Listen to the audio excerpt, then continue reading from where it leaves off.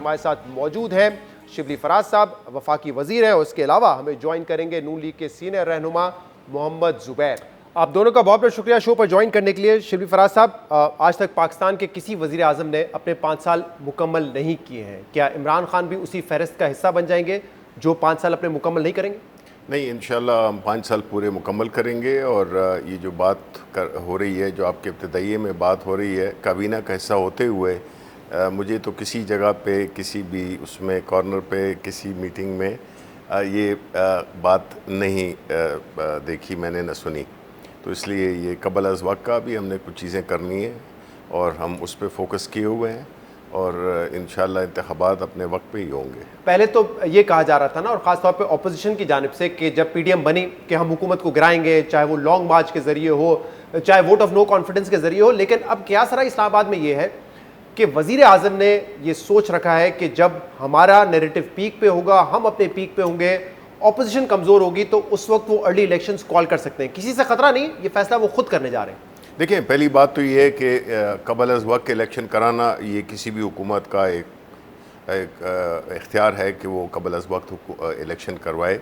और अपने दौरान हुकूमत, अपने मैंडेट के दौरान में अगर वो किसी वक्त भी फैसला करती है कि उसको नए इंतखाबात करने चाहिए तो वो करा सकती है, इसमें तो कोई शक नहीं है। लेकिन ये जो बातें थीं पहले भी, 1 महीना पहले भी शुरू हुई थी, लेकिन इनमें जहाँ तक कि मेरी इंफॉर्मेशन का ताल्लुक है, इस ऐसी कोई बात नहीं है। ठीक है मोहम्मद जुबैर साहब, क्या वजह है कि आपके दीगर रहनुमा, चाहे एहसन इकबाल साहब हों, पिछले हफ्ते हमारे प्रोग्राम में कल ख्वाजा आसिफ साहब ने ARY पर यह बात कही कि हमें नहीं लगता कि हुकूमत 5 साल अपने मुकम्मल करने जा रही है, और वो कह रहे हैं कि इसका एविडेंस ये है कि जिस किस्म का बजट पेश किया गया है, एक एक्सपेंशनरी बजट है, उससे अंदाजा लगाया जा सकता है कि हुकूमत 5 साल मुकम्मल नहीं करने जाती। मेरा ख्याल ये तो इमरान खान ही के जहन में होगा कि वो क्या चाहते हैं। और मेरा अपना ज़ाती ख्याल ये है कि वो दोनों तरफ देख रहे होंगे, दोनों ऑप्शंस देख रहे होंगे, और उन दोनों ऑप्शंस के अर्ली इलेक्शंस का ऑप्शन भी सीरियसली कंसिडर कर रहे होंगे, और एक 5 साल के टर्म के बाद भी एक ज़ाहिर है उस वक्त तो चॉइस ही कोई नहीं होगी। द अर्ली ऑप्शन जो वो डिस्कस कर रहे होंगे, उसी के बेसिस पर वो जो बजट आया है, वो बजट उसकी रिफ्लेक्शन करता है कि शायद वो समझते हैं कि अब वक्त आ गया है कि उस किस्म की स्पेंडिंग की जाए और MNAs और MPs को खुश किया जाए कि ताकि वो अपनी कॉन्स्टिट्यूंसीज में डेवलपमेंट प्रोजेक्ट्स लगाएं और कुछ जेबें भी भरें, ताकि अगले इलेक्शन में वो सब उनके ही कैंडिडेट्स हों, बजाय कि वो शिफ्ट करके दूसरी पार्टीज़ की तरफ चले जाएँ, प्राइमरीली PMLN की तरफ। तो वो ऑप्शन उन्होंने रखा हुआ है, डैट इज़ वेरी क्लियर। अब आने वाले महीनों में वो जज करेंगे क्या आशारिये और जो भी लोगों का मूड है, लेकिन ये बहुत रिस्की गेम होता है, मिसरीड भी हो सकता है। जुल्फ़िकार अली भुट्टो साहब ने अर्ली इलेक्शंस किए थे 1977 मार्च में, एंड इट बैकफायर्ड। उनके पास 1 साल और था, वो रह सकते थे, लेकिन इट बैकफायर्ड, और वो फिर वो जो धांधली हुई और वो that the rest is history. ये बड़ी इंपॉर्टेंट बात है जुबैर साहब, क्योंकि देखिए कोई भी हुकूमत जो है वो इक़्तिदार नहीं छोड़ना चाहेगी, वो अपने 5 साल पूरे करना चाहेगी एक एक दिन, जैसे पीपल्स पार्टी और आप लोगों ने किया। लेकिन अगर वो सोच रहे हैं कि कबल वक्त इंतखाबात करवाए जाए, जैसे कि आपके रहनुमा खास तौर पे कह रहे हैं, शिबली साहब तो कह रहे हैं कि हमने तो किसी फोरम पे डिस्कस नहीं किया है, लेकिन अगर आपके रहनुमा ये समझते हैं, इसका मतलब कहीं ना कहीं इमरान खान ये यकीन है उनको कि हम अगला इलेक्शन जीतेंगे, इसीलिए वो वक्त से पहले छोड़ना चाहेंगे ना कुर्सी। जी जाहिर सी बात है, वो देखें ना, वो 2 ऑप्शंस में कि जी अगर टाइम पूरा होने पर 5 साल के बाद वो अवाम के पास जाते हैं और यही जैसी आज तक परफॉर्मेंस है उसके साथ जाते हैं, तो उनके लिए जस्टिफाई करना, देखें ना 3 साल तक तो ये जस्टिफाई कर रहे हैं कि जी महंगाई भी पिछली हुकूमत की वजह से है, बेरोज़गारी भी पिछली हुकूमत की वजह से, एंड सो ऑन। तो 5 साल के बाद थोड़ा सा ज़्यादा मेरा ख्याल मुश्किल हो जाएगा ये कहना कि जी हर बुराई जो है, और वो जो नया पाकिस्तान का तस्वर उन्होंने पेश किया था वो नहीं इम्प्लीमेंट हो सका।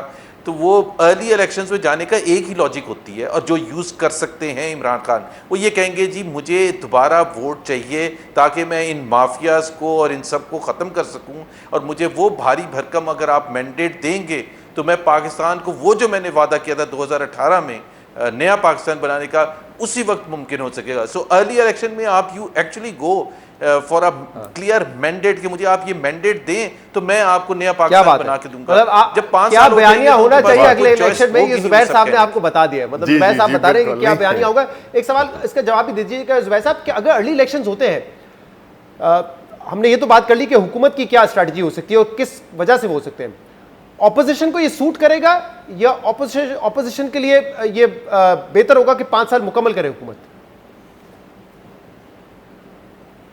अगेन अ डिफ़िकल्ट चॉइस, लेकिन हमें अपनी तरफ से हमें तैयार रहना है कि जी ये इलेक्शन अर्ली कॉल हो सकते हैं। जाहिर सी बात है जो मीडिया स्पिन या जो हमारी मीडिया स्ट्रेटजी होगी वो उसकी मुनासबत से ही होगी। अगर वो अर्ली इलेक्शन कराते हैं तो हमारा तो पॉइंट ऑफ व्यू ये होगा कि अर्ली इलेक्शन कराने का इनका मकसद ये है कि अपनी ये अहदाफ पूरे नहीं कर सके और हैविंग मिजरेबली फेल्ड, तो अब ये अवाम के पास एक बहाना लेके जा रहे हैं कि जी देखें माफियाज, देखें जी ऑपोजिशन, देखें जी नैब ने ब्यूरोक्रेसी को काम करने दिया, आप मुझे ये वोट दें। तो ये तो सारे एक्सक्यूज़ेस हैं फॉर नन डिलीवरी। और हमने तो 4 साल पहले भी कहा था कि ये डिलीवर नहीं कर सकेंगे। सो हमारे पास तो दोनों सूरतों में बड़ा क्लियर कट एक स्ट्रैटेजी होगी to go against the PTI.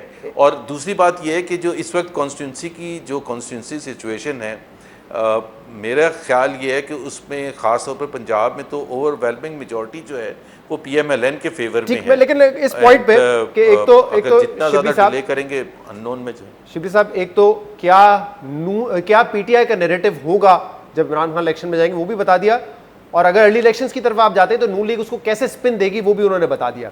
लेकिन ये बात तो दुरुस्त है कि इस वक्त ऑपोजिशन कमजोर है, पीडीएम तितर-बितर हो चुकी है, नून लीग में बयानिए की एक लड़ाई है, और इस वक्त आपका जो ये आखिरी साल था पिछले 2 साल से बेहतर था, ये भी आपने एक स्पेंडिंग बजट दिया है, तो एविडेंस तो है कुछ ऑन द ग्राउंड जिसकी बुनियाद पे इमरान खान ये फैसला कर सकते हैं। देखिए, जिस तरह मैंने कहा कि फैसला तो किसी भी वक्त हो सकता है, और ये किसी भी हुकूमत का, इलेक्टेड हुकूमत का यही एक एडवांटेज होता है कि वो जिस वक्त भी चाहे इलेक्शन वो करवा सकती है। लेकिन मैं ये कहना चाह रहा हूँ कि देखें, इस वक्त जो है तो हमारे जो एक हमारी गवर्नमेंट की जो कुछ चीज़ें हैं, कुछ प्रोजेक्ट्स हैं, एक कुछ काम हमने करने हैं जो अभी तकरीबन मुकम्मल होने वाले हैं, कुछ जो है तो आधे रास्ते में है, तो हम चाहेंगे कि वो सारे मुकम्मल हों और हम आवाम के साथ जा सकें। लेकिन इसमें तो कोई शक नहीं है कि देखें, हमारी यही वजह है कि जो लेजिस्लेशन है उसमें जो मसाइल आते हैं, रिफॉर्म्स करने में जो मसाइल आए हैं, वो यही है कि अपोजिशन और हमारी जो अदवी जो बरतरी है वो बहुत मिनिमम है। मतलब है कोलिशन गवर्नमेंट है, हमने तो जब भी कोई मेजर किस्म की चीज़ें करनी हो आपको, तो उसमें आपको एक मेजॉरिटी तो चाहिए, जिसमें कि चाहे वो सिंपल मेजॉरिटी क्यों ना हो। तो वो हासिल करने के लिए ज़ाहिर है कि हम इस वक्त अपने उस पे हैं, और हमारे काम जो मेन हमारे काम हैं वो ज़रा भी मैच्योर हों तो वो हो सकता है। लेकिन इस वक्त ऐसी कोई बात नहीं है। उसकी वजह मैं आपको एक बात बताऊँ। देखिए, इस वक्त अपोजिशन, चाहे वो पीपल्स पार्टी हो, ये शुरू की बिलावल भुट्टो ने ये बात पिछले महीने, ठीक है, अब आज ये नई दोबारा से चली है। बुनियादी तौर पे ये पॉलिटिकल पार्टीज़ जो हैं अपोजिशन वाली हैं, ये जिसे हम कहते हैं कि ये थोड़े इस वक्त काफ़ी स्टेट ऑफ डिसअरे में हैं। ये अपनी इस किस्म की बातें इस किस्म की उठा के ये जो है तो शायद अपनी पार्टीज़ को भी थोड़ा कलेक्टिव करना चाहते हैं कि भाई इलेक्शन तैयारी पकड़ो, इलेक्शन तैयारी पकड़ो। लेकिन आपको बताऊं कि रमज़ान में चंद सहाफ़ियों की वज़ीर आज़म इमरान खान से मुलाकात हुई थी, उसमें मैं भी था। ये सवाल उनसे भी वहाँ पे पूछा गया था कि कुछ सर्टेन रीजंस की वजह से क्या आप अर्ली इलेक्शन कॉल कर सकते हैं। उन्होंने कहा कि जब वक्त आएगा तब देखेंगे। उस वक्त उनका जवाब ये नहीं था कि नहीं 5 साल मैं पूरे करूँगा, उन्होंने कहा वक्त आएगा तब देखा जाएगा। इस चीज़ को इस बात से भी जोड़ा जा रहा है कि अगले साल के सेकेंड हाफ में कुछ की अपॉइंटमेंट्स होंगी जो करनी है। जब इलेक्शन 2023 का वक्त आएगा, उसमें किस वक्त कौन सा शख्स किस इदारे में बैठा होगा ये भी बड़ा अहम है। तो क्या इन फैक्टर्स को भी आप मद्देनजर रखेंगे? देखिए, पॉलिटिकल डिसीजंस हमेशा मुख्तलिफ किस्म के एस्पेक्ट को देख के की जाती हैं। जिस तरह मैंने भी कहा कि as a political government election हम कल भी अनाउंस कर सकते हैं, ये हमारा एक राइट है।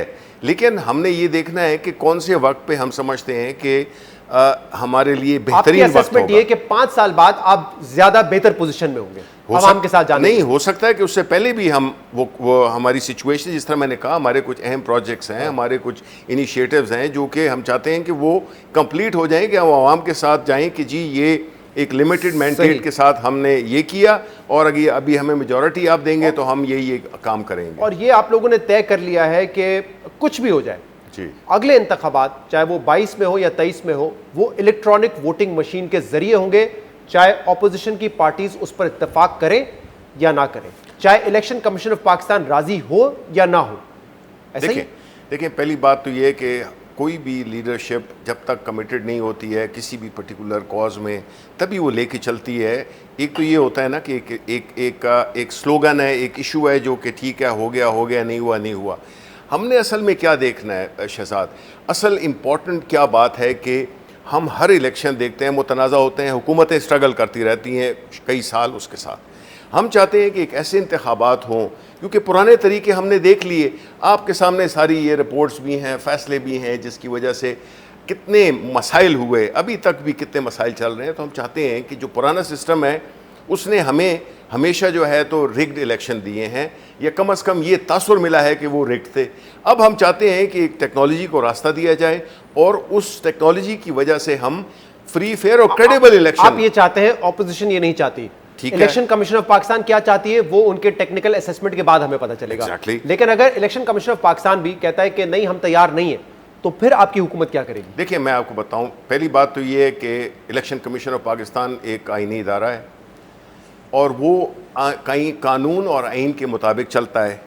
जब कानून हो तो जाहिर है कि कानून आपने बना दिया, मुताबिक लेट सपोज टेक्निकल रीजंस की वजह से वो कहते हैं कि ये नहीं हो सकता। और देखिए दुनिया भर में, जैसे इंडिया की आप लोग मिसाल देते हैं, मैंने इसमें कई प्रोग्राम किए, इंडिया में बड़ा फेज वाइज आया था। ऐसा नहीं था कि एक आम इंतखाबात आने थे और पूरा इलेक्शन का उन्होंने रिस्क ले लिया कि हम इन ईवीएम पे करवाएंगे, फेज वाइज हुआ था। इसलिए मैं कह रहा हूं कि ईसीपी की इस तरह की असेसमेंट होती है, क्या करेंगे? अहम ऑब्जर्वेशन है आपकी। मैं ये कहना चाहता हूं कि देखें ये प्रोसेस है, इलेक्शन कमीशन, पहली बात तो ये कि पॉलिटिकल कंसेंसस करना ये हमारा काम है, कानून को पास करना पार्लियामेंट का काम है। हो गया पास, हो गया, करवा लिया, लेट्स सपोज आपने। अब जो है तो जहां तक कि इंडिया की बात आती है, और अगर उन्होंने 20 साल लिए हैं, हम भी ये नहीं कह रहे हैं कि हम आज ये अप्रूव हो गई तो हम कल जनरल इलेक्शन इसी से कराएंगे। हमने पायलट इलेक्शंस कराने, हमने वो कोई ज़िमनी इंतखाबात हुए वो हमने इसके थ्रू करने हैं। आप ये कह रहे हैं कि 2023 का जरूरी नहीं कि इलेक्शन ईवीएम पर हो, आप सिर्फ पायलट के तौर पे इस्तेमाल करना चाहते हैं? No, I am not saying that. देखें पायलट प्रोजेक्ट 2010 में पीपल्स पार्टी ने ये इसको शुरू किया, वो उसके बाद अब 2023 पे आ जाए ना सर। अच्छा नहीं, तो मैं ये कह रहा हूँ ना कि अब 2017 में जो पायलट प्रोजेक्ट एक हुआ था पेशावर में, NA4 में हुआ था, उन्होंने कहा सेटिस्फैक्टरी नहीं है, सेटिस्फैक्टरी नहीं है, उसकी 4-5 ऑब्जर्वेशंस थी कि जो कि यहाँ पे मौजूद हैं। अब बात ये है कि हमने इस बात पे कि चूंकि एक दफ़ा, और वो भी बाहर की कंपनी थी, ठीक है, अब हम ये कहते हैं कि हम इसको टेस्ट रन करेंगे, लेकिन ये तो तय है मशीन। देखिए टेक्नोलॉजी इतनी इंप्रूव हो गई है, इतनी सिक्योर हो गई है कि हम चाहते हैं कि अपोजिशन पार्टीज अपने अपने टेक्निकल लोगों को, ये नहीं है कि मैं या इस बात का जवाब आपने नहीं दिया कि अगर ईसीपी भी कहता है कि नहीं हो सकते फॉर वॉट एवर रीजन, तो फिर क्या होगा? देखें ये तो अब ऐसी बात है कि जिसका कि जवाब देना मेरे लिए बड़ा मुश्किल है, लेकिन हम गवर्नमेंट डिटरमाइंड है, कानून उसके मुताबिक बनेगा। इसका जवाब मुश्किल है। मैं जुबैर साहब से पूछ लेता हूँ। जुबैर साहब, हुकूमत चाहती है ईवीएम पे इलेक्शन हो, आप कहते हैं कि नहीं होने चाहिए। Let's suppose election commission of Pakistan कहता है कि नहीं, ईवीएम पे हो सकते हैं, जो मशीन इन्होंने दी वो भी यूज कर सकते हैं, कोई और भी मशीन मंगवा सकते हैं, फिर क्या स्टांस होगा ऑपोजिशन का? देखें सबसे ज़्यादा इंपॉर्टेंट चीज़ ये है कि फ्री एंड फेयर इलेक्शंस के लिए जो चाहे मैनुअल सिस्टम हो चाहे टेक्नोलॉजी बेस्ड सिस्टम हो, सेटिस्फैक्शन लेवल वो 100% या 100% से ज़्यादा सब स्टेक होल्डर्स को मुतमईन होना पड़ेगा। चाहे मैनुअल सिस्टम हो, मैनुअल सिस्टम में नहीं आपके सवाल होते कि जी आईडी कार्ड दिखाना होगा, नहीं दिखाना होगा, अंगूठे लगेंगे, कहाँ लगेंगे, उसकी रीडिंग कैसे होगी, सब सेटिस्फाई, पोलिंग एजेंट्स वहाँ को सेटिस्फाई किया जाएगा, उसका एनरोल्ड होगा उस वोटर का वहाँ उस लिस्ट में, and so on and so fourth. आप सेटिस्फाई करते हैं ना, फॉर्म 45 कैसे डिस्ट्रीब्यूट किया जाएगा, and so on and so fourth. Every aspect of it is made sure कि जी तमाम स्टेक होल्डर्स उसमें सेटिस्फाइड हो। अगर तमाम स्टेक होल्डर्स किसी भी सिस्टम पर सेटिस्फाइड नहीं हो सकते, उसका इंट्रोडक्शन जो है will be disasters course for Pakistan. दूसरी चीज़ ये, दो चीज़ें, क्योंकि आपने बहुत टाइम दिया था इनको, शिबली को, इस पॉइंट पर। देखिए टेक्नोलॉजी बड़ा सेंसिटिव मामला होता है, और उसकी एक बहुत बड़ी एग्जांपल जो है रीसेंट FBR का केस है कि जिसमें हैकिंग हो गई और पता नहीं चला किसी को कि जी हैकिंग हो गई है, और जो इतना वाइटल नेशनल डाटा था वो कोई उड़ा के ले गया, और मुझे तो अभी भी नहीं पता कि वो 100% रिट्रीव भी हुआ है या नहीं हुआ। एटलीस्ट गवर्नमेंट की तरफ से ऐसा कोई बयान नहीं आया। But what I am saying is technology is very sensitive in a country like Pakistan. उसमें मुतमईन करना, इंश्योर करना, उसकी कंप्लायंस 100% बड़े बड़ी कंपनीज नहीं कर सकती जब तक। और ये टेस्ट रन के बगैर मैं चैलेंज करता हूँ कि आप मुझे एक बैंक का नाम बता दें, एक पाकिस्तान में बड़े इंस्टीट्यूशन का नाम बता दें, Pakistan air force, Pakistan army, HPL, UPL, कि जिसने बगैर छोटे छोटे टेस्ट रन ब्रांच लेवल पर फॉर एग्जांपल करके पहले मुतमईन ना हुए हों। उसमें किस किस्म का इनपुट डाला जा सकता है। एक टर्मिनोलॉजी होती है शहजाद इस इंडस्ट्री में। जी, इशू ये है कि जी, आपकी जमात हो या दीगर ऑपोजिशन पार्टीज हो, वो तो इंटरेस्ट ही जाहिर नहीं कर रही कि चेक करें कि ये सिस्टम कितना सिक्योर है। कल मैं देख रहा था कैपिटल टॉक में, मुनीब बेचारे 35 मिनट तक गुजारिश करते रहे, देख तो लीजिए सिस्टम क्या है, दूसरे देखना नहीं चाह रहे थे। जिसकी वजह से सवाल ये उठता है कि वैसा एक सवाल मैं आपको बताता हूं, जिसकी वजह से सवाल ये पैदा होता है कि आप जब पीपल्स पार्टी के साथ 2007 में मुआहिदा करते हैं कि हम ओपन बैलेट कराएंगे, जब PTI कहती है करवाएं ओपन बैलेट तो आप इनकारी हो जाते हैं। इसी तरीके से आप कहते हैं कि धांधली नहीं होनी चाहिए, तो जब पोलिंग डे की धांधली को रोकने के लिए एक मैकेनिज्म है तो आप देखने के लिए भी तैयार नहीं है उसको। नहीं, देखने के लिए एक तो वो सारा सिलसिला जो होता है ये बिल्कुल ऐसे है कि आपने एक बैंक को एक टेक्नोलॉजी सेल करनी है और आप उनके नॉन टेक्निकल लोगों को जाके आप ये कहें जी देखिए ये टेक्नोलॉजी देखें और इसको अभी साइन करें एंड दैट इज इट। भाई there is a very proper way. एक तो capital talk is no forum to present and to make sure कि जी वो तमाम सवाल मशीन का एक डेमो था ना, वहां फैसला तो नहीं होना था। एक बड़े भाई मेरे से ज्यादा इस पॉलिटिकल फील्ड में कोई शख्स भी 26 साल का टेक्नोलॉजी एक्सपीरियंस है। मैं IBM जैसी कंपनी में, मैं आपको बताऊं कि मुझे अभी तक 5 मिनट में ये नहीं किसी ने बताया कि how does this entire thing works. तो जब वजीर आजम कहते हैं आए बैठे हमारे साथ, आपको दिखाते हैं सिस्टम क्या है, तो बैठेंगे तो पता चलेगा ना कि क्या है। Please listen to this Shahzad, please listen to this. I am telling, quoting you from, और शिबली साहब को पता है, एक पार्लियामेंट्री कमेटी है सेनेट की, उन्होंने बुलाया नादरा के चेयरमैन को। चेयरमैन सेनेट ने मना कर दिया। इसी सिलसिले में उन्होंने बुलाया फैफिन वालों को, चेयरमैन सेनेट ने मना कर दिया। उन्होंने बुलाया ECP वालों को, चेयरमैन सेनेट ने मना कर दिया। पिलडैट को बुलाया, मना कर दिया। और शिबली फराज उस चीज को, उस डिसीजंस को वो सपोर्ट करते हैं कि जी आप इंफॉर्मेशन सीख भी ना करें। भाई ये कमेटी है, लेट दैट कमेटी डिटरमिन कि हमने चेयरमैन ने कहा कि जो रेलेवेंट मिनिस्ट्रीज है वही उनको। आप तो ये कह रहे हैं कि हम सुनने भी नहीं देंगे आपको। ठीक है, मैं बस वक्त का मैं लास्ट कमेंट करना चाह रही हूं। देखिए, मैं ये कहता हूं कि इधर कोई नहीं कह रहा कि किसी टॉक शो पे कोई अप्रूवल दे। मैं ये कहता हूं कि उसके लिए हम इनको आज कि मैं कैबिनेट का हिस्सा होते हुए प्राइम मिनिस्टर साहब भी, हम इनसे यही कह रहे हैं कि अपने टेक्निकल लोगों को ये बुलाएं और देखें, उसको इस्तेमाल करें, उसमें फिर 10 खामियां निकालें। लेकिन देखें तो एक किताब आपने पढ़ी नहीं है, उसमें तबसरा कैसे हो सकता है? पार्लियामेंटी कमेटी डिटरमिन उसने किससे बात सुननी है। ये जुबैर साहब जो पॉइंट कह रहे हैं वो भी इंपॉर्टेंट है, और यही जो डेमोन्स्ट्रेशन वगैरह देनी है, जो डेमोन्स्ट्रेशन देनी है, जो आप चाहते हैं कि ऑपोजिशन आपसे देखें, वो इलेक्शन कमीशन ऑफ पाकिस्तान की जिम्मेदारी लगा देना कि वो अगर असेसमेंट करते हैं और टेक्निकली वो समझते हैं कि हो सकता है इस पे इलेक्शन कर दे। अभी तो वो खुद ही कमेटी बनाई, अभी वो खुद ही काम कर रहे हैं। अगर वो समझते उसके बाद देखें, ये कोई आज हम नहीं कह रहे हैं कि इसको आज अप्रूव कर दें। हम ये कह रहे हैं, देखें मैं खुद रोड शोज कर रहा हूं, मैंने फैफन को, पिलडैट को, UNDP को, सारे असेंबलीज में, चैम्बर्स में, हर जगह पे मैंने प्रेजेंटेशन। ब्रेक लेना है और ये ऐसी डिबेट है जो अगले आने वाले दिनों में भी मेरे ख्याल से जारी रहेगी।